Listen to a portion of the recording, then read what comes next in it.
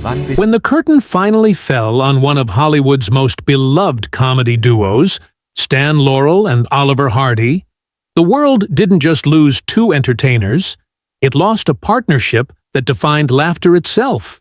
Together, they gave the world some of the most timeless moments in film history, becoming icons of slapstick comedy and friendship.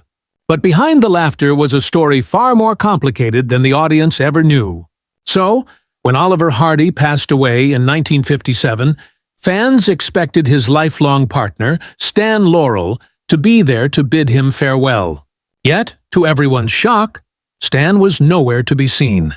His absence sparked confusion, rumors, and questions.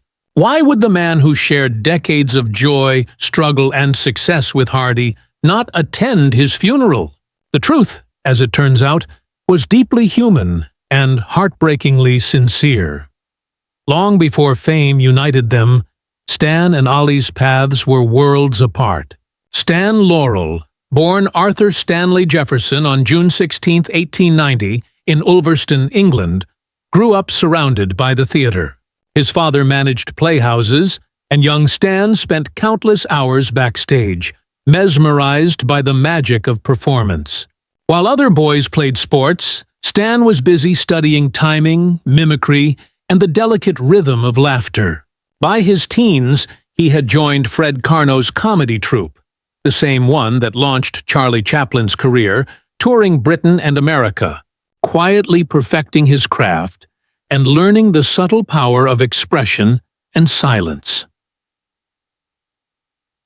Oliver Hardy, born Norval Hardy on January 18, 1892, in Harlem, Georgia, came from a different world entirely. After losing his father as a baby, he was raised by his devoted mother.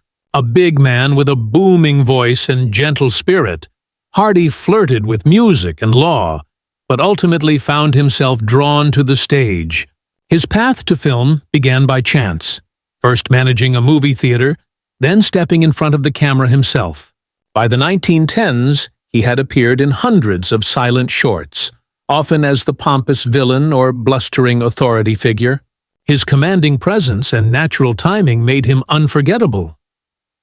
Two very different men, one a soft-spoken dreamer, the other a larger-than-life Southerner, were unknowingly walking toward each other. Their worlds finally collided in the mid-1920s at Hal Roach Studios, Hollywood's playground for comedy. Though they had briefly shared the screen years earlier, no one could have predicted what their reunion would spark. Under the keen eye of director Leo McCarey, their chemistry ignited. Their official debut as a duo in Pudding Pants on Philip, 1927, revealed a comic harmony like no other. Stan, the bewildered innocent, and Ollie, the self-assured but eternally exasperated partner. Together, they created a rhythm so natural it felt like music. When sound entered cinema, many silent-era stars stumbled.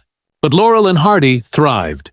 Their first talkie, Unaccustomed as We Are, 1929, proved their humor transcended silence.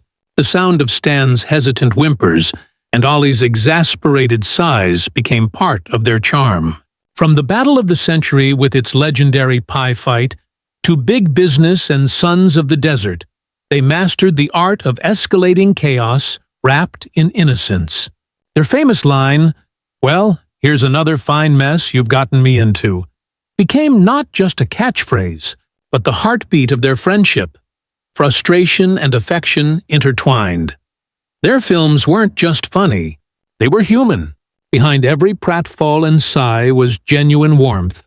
Off-screen, the two men shared a deep respect that carried them through Hollywood's grind. By the late 1930s, they had conquered both short films and feature-length comedies. And even when their careers slowed, their bond never wavered. In the 1940s and 50s, they toured stages across Britain and Europe, drawing laughter from audiences who still adored them. Yet, time and health began to take their toll. By the mid-1950s, Hardy's health was deteriorating. Years of weight struggles led to a major stroke in 1954, robbing him of speech and mobility.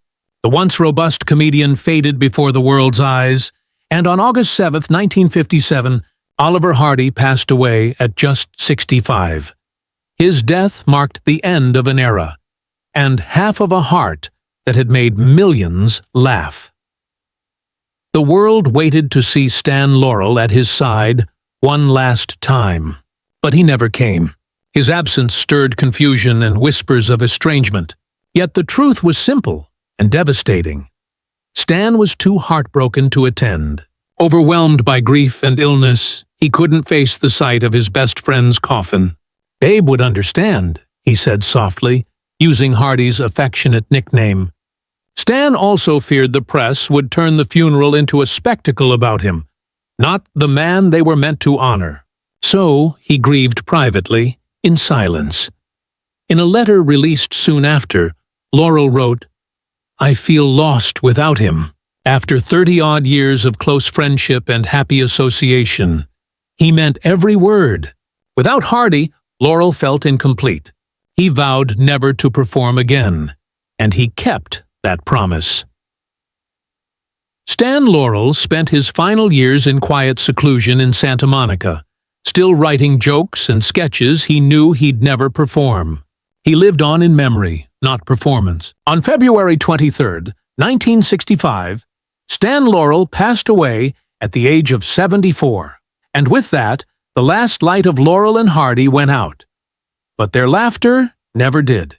Together, they turned life's clumsy moments into timeless joy, creating a universal language of humor that still resonates today. As one mourner said at Laurel's funeral, "Stan Laurel made the world laugh, and in doing so, he made it gentler."